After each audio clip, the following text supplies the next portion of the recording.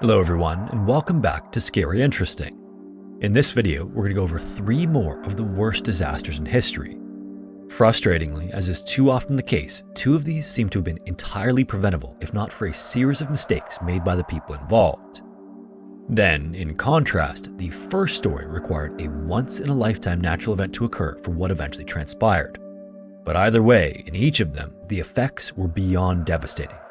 As always, viewer discretion is advised.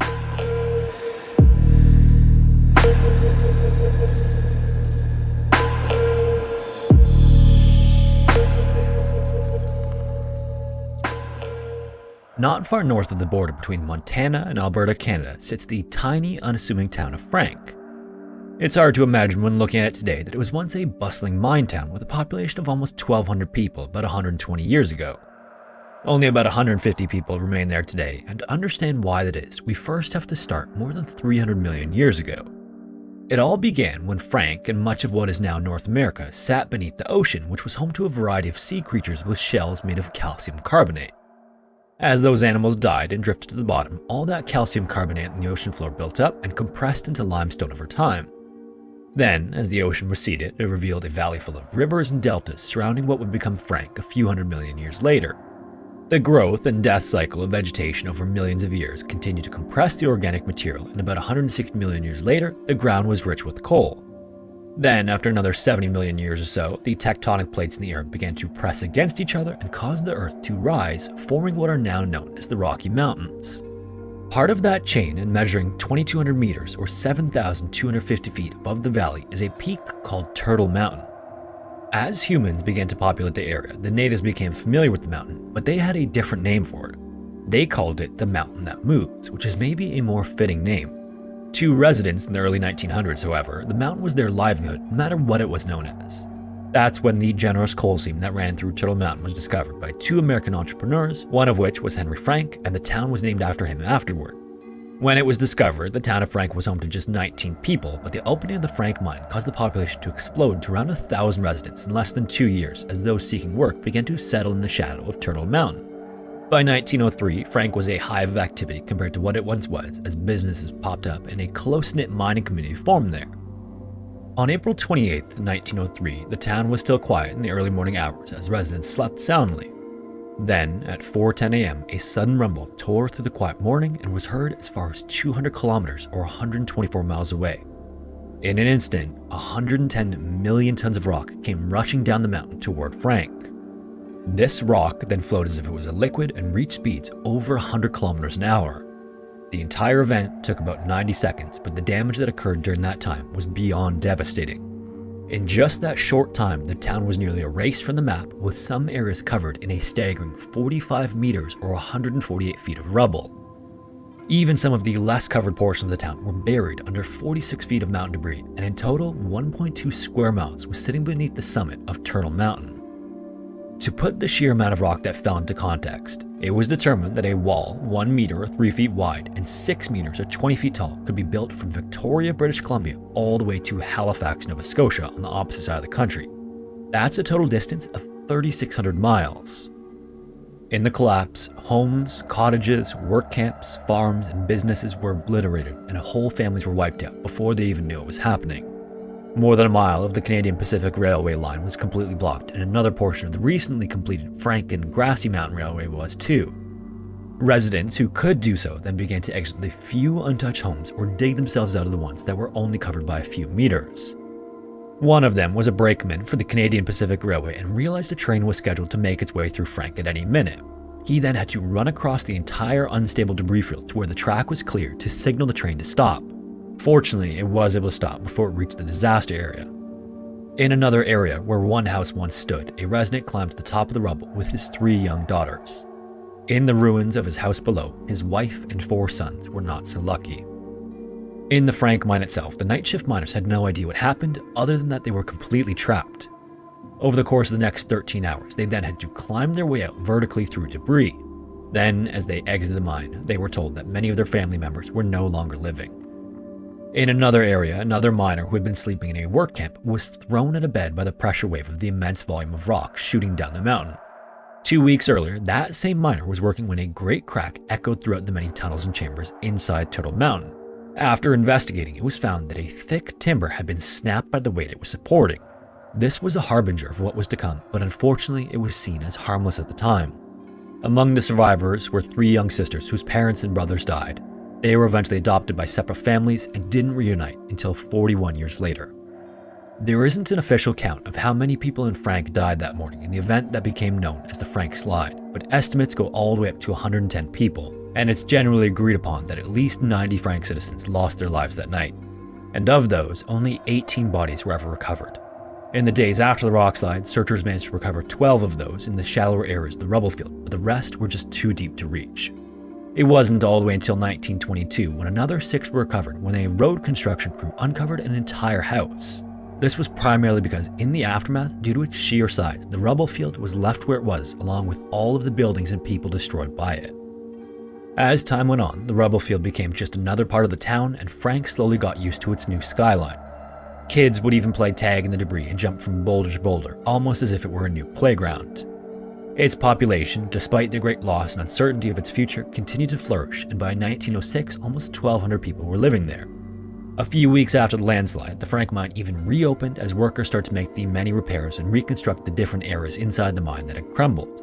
However, as much as the town just wanted to move on and put the disaster behind them, the rubble field was a constant reminder for those who survived the rock slide. After a period of mourning, the town turned its attention to getting answers to how this could have happened in the first place. So in 1911, a royal commission of scientists was brought in to study the mountain and determine what might happen in the future. Even though the town was still growing, fears remained that something like it could happen again. And in fact, when the results were released, scientists determined that the North Peak still presented an imminent and urgent threat to Frank. The provincial government then ordered that all remaining buildings in the town be moved further away from the mountain, and over the next few years, Frank would undergo significant changes. Some people stayed, others left, and whole buildings were lifted from their foundations and transported just to the northeast of the mountain. Others were simply torn down, and once the Frank mine closed for good in 1918, Frank's population plummeted. The town still exists today, but it was incorporated with a handful of other towns in an area that is now known as Crow's Nest Pass. So the question is, what happened on Turtle Mountain that caused the deadly rock slide? This question wouldn't be answered all the way until the year 2000. Until that point, the blame was placed on the Frank mine as constant blasting and the removal of coal was believed to have weakened the mountain.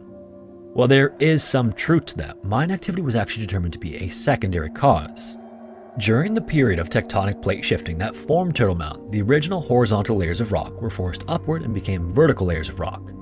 Many of these layers were also made up of soft or unstable limestone, sandstone, and shale, and over the course of millions of years, the mountain underwent the typical weathering from snow, wind, and rain. And finally, running directly through the mountain is a thrust fault.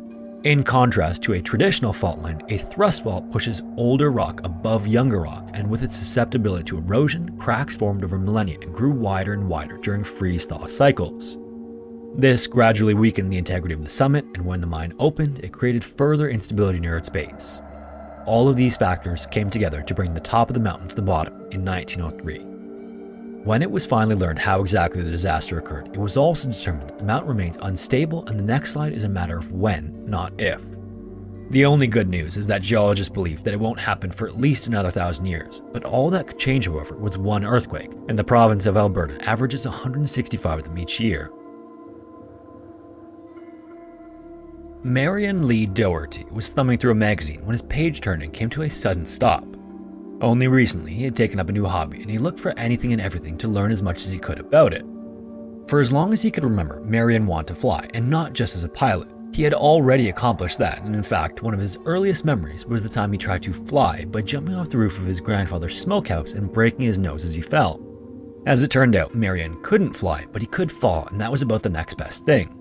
In his 30s in 1967, he met several avid skydivers and expressed his interest in giving it a try sometime.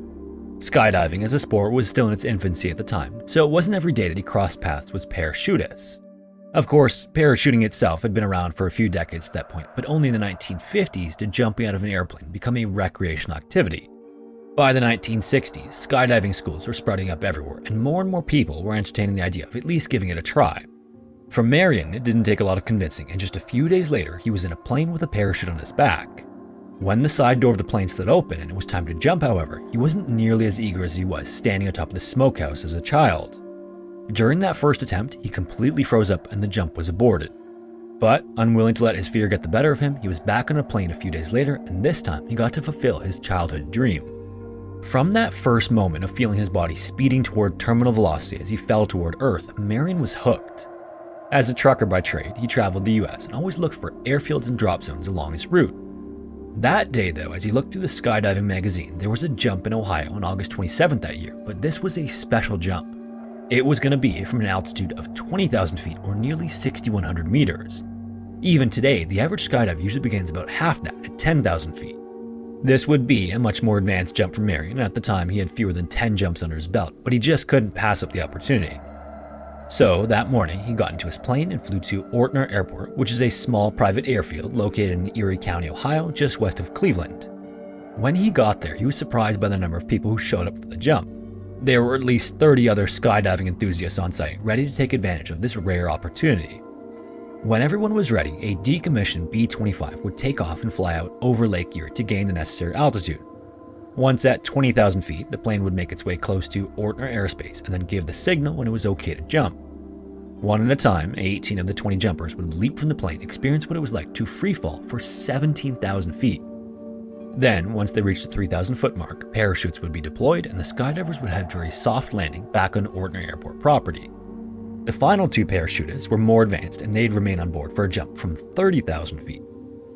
The excited group then introduced themselves to each other and geared up, and when the time came, the pilot gave the go-ahead to board and the parachutists began filling the B-25.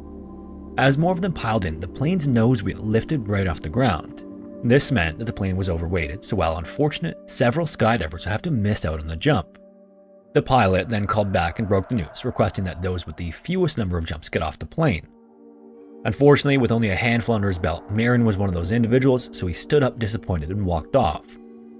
Two other men, Robert Coy and Bernard Johnson, were much more experienced skydivers and made the cut to their relief. With only 20 jumpers now on board, the B-25 could safely take off, and soon it was in the sky, climbing its way to 20,000 feet. Once airborne, a Cessna 180 took off right behind the B-25 with a pilot and two photographers to take pictures of the dive.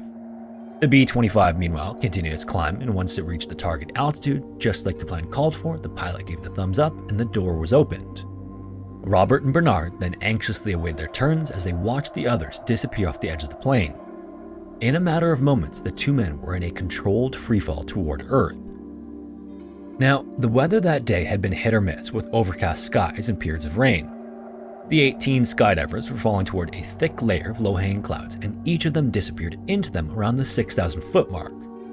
As they closed in on the time to deploy their parachutes, Robert and Bernard cleared through the clouds and got their first look at what was below them. From the plane, no one could see the ground, so when they were finally able to, they were met with the horrifying realization that there was no ground below them, only the waters of Lake Erie. Upon seeing this, panic immediately set in among the skydivers.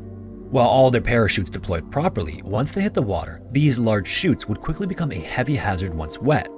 Frantically, Robert and Bernard began cutting away any surplus weight from their bodies, and when they were low enough to do so safely, they cut themselves free of their chutes and dropped into the choppy water.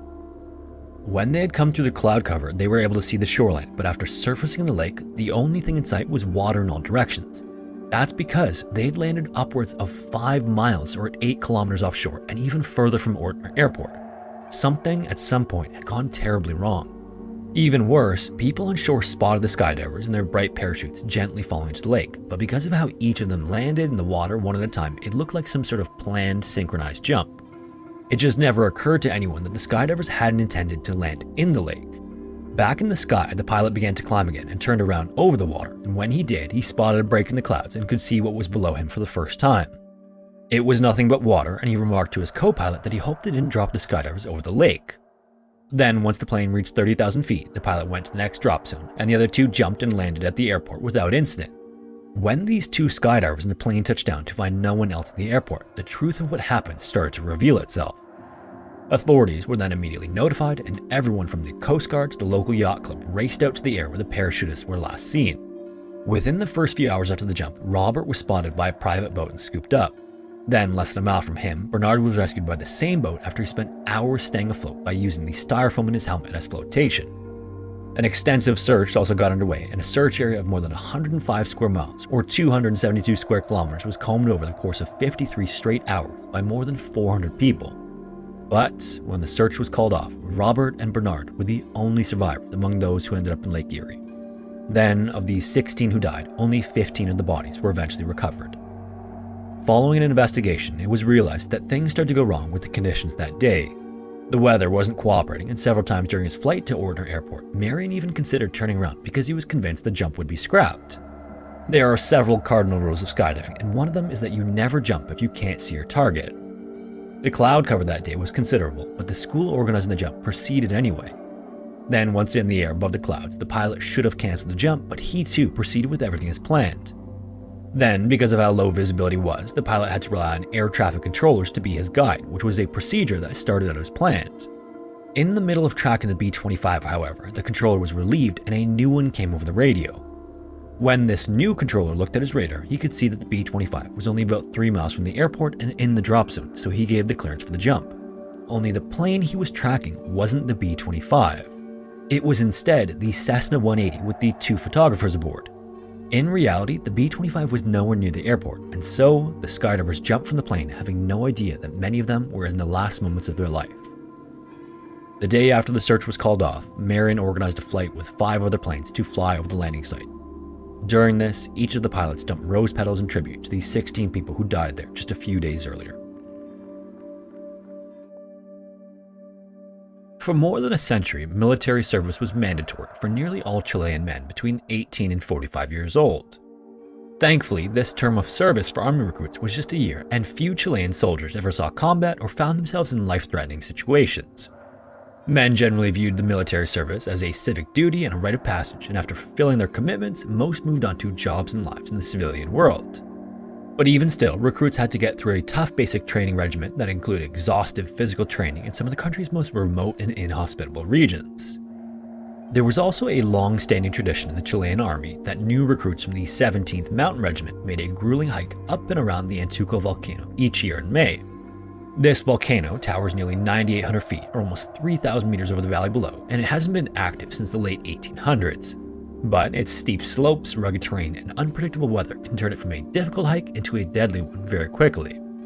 However, despite this, each year officers led new recruits on this annual mountain hike, and along the way they engaged in various military exercises designed to toughen the young soldiers up and hone their survival skills. In 2005, 485 recruits from 5 army companies took part in the march, and nearly all of them were from the Chilean city of Los Angeles, about 60 miles east of the volcano.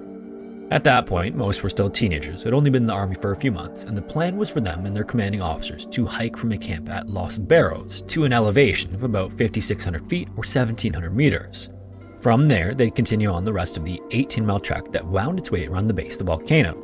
Then, if everything went according to plan, they'd take a much-needed rest before returning to their original starting point. Before the hike began, Commanding Officer Major Patricio Saraceda received a report from Chile's Meteorological Service that warned of a strong winter storm approaching the volcano, but it's unclear if he understood just how bad the weather was about to get. This may have been in part because he and his junior officers had led similar training missions in poor conditions before, and after all, the whole idea was to take the recruits out of their comfort zones to see what they are made of. Under ordinary circumstances, this may have been totally fine. Additionally, only one of the 5 companies was equipped with boots, parkas, winter gear, and mountain survival equipment because no one expected it to be needed.